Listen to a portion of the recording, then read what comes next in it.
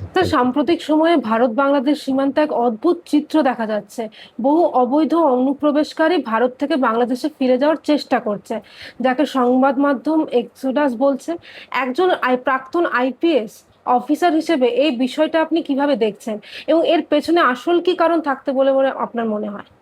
দেখুন, আগের যে সরকার এখানে ছিল সে এই সব ইলিগাল অনুপ্রবেশকারীকে প্রোৎসাহন দিত। আসার সঙ্গে সঙ্গে তাদের আধার বানিয়ে দেওয়া, রেশন কার্ড বানিয়ে দেওয়া, ভোটার আইডি বানিয়ে দেওয়া, আরও যত ডকুমেন্ট, ভুয়ো ডকুমেন্ট যাদের জন্য প্রয়োজন ছিল সেটা এখানে বানিয়ে দেওয়া হতো। ওরা এখানে এবং গোটা দেশের মধ্যে চলে যেত এবং ওদেরকে আমাদের পশ্চিমবঙ্গে বাসী হিসাবে তাদের পরিচয় ওরা পেত এবং তার মাধ্যমে ওরা অনেক ধরনের ইলিগাল অ্যাক্টিভিটিস, বাইরে কোনো জমি দখল করছে না, কোনো জেহাদি কার্যকলাপের মধ্যে থাকছে, এই সব জিনিসটা আমরা দেখেছি, তার প্রমাণও পাওয়া গেছে।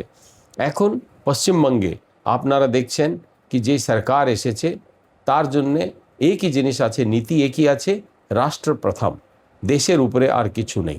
তো যারা আমাদের ভারতের যারা নাগরিক যে কোনো ধর্মাবলম্বী হতে পারে তাদের নিয়ে কোনো সমস্যা নেই, কিন্তু যারা অবৈধ অনুপ্রবেশকারী যারা আছে তাদেরকে দেশ ছেড়ে যেতে হবে। ওরাও বুঝে গেছে। সব জায়গায় হোল্ডিং সেন্টার বানানো হয়েছে, ডিটেনশন কাইন্ড অফ, যেটার মধ্যে ওদেরকে রাখা হবে, হোল্ডিং এরিয়া বানানো হয়েছে এবং পুরো বর্ডারে যেখান থেকেই লোকজনকে নিয়ে আসা হবে ওদেরকে বাংলাদেশে পুশব্যাক করা হবে। বাংলাদেশ সীমান্তে আপনি দেখছেন কি বিএসএফকে অনেক জমি যেটা আগের সরকার 15 বছরে দিতে পারেনি ওটা দেওয়ার ব্যবস্থা করা হয়েছে। পুরো যে ফেন্সিং করার কথা ওটা আমরা ফেন্সিংয়ের পুরো ব্যবস্থা ওখানে হচ্ছে।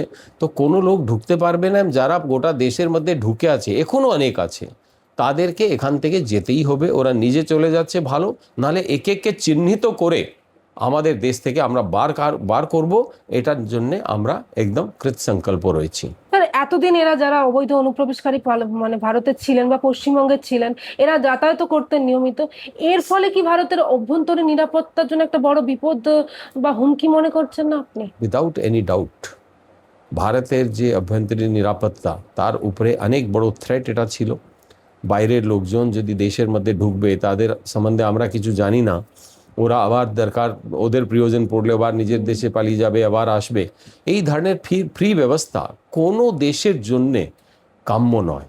এটা আমাদের দেশের মধ্যে আগের যে সরকার, নির্মম সরকার, যাকে দেশ নিয়ে কোনো চিন্তা ভাবনা নেই, তারা এটা চালু করে রেখেছিল। তো এটা এখন বন্ধ হয়েছে এবং দেশের জন্য খুব ভালো হবে।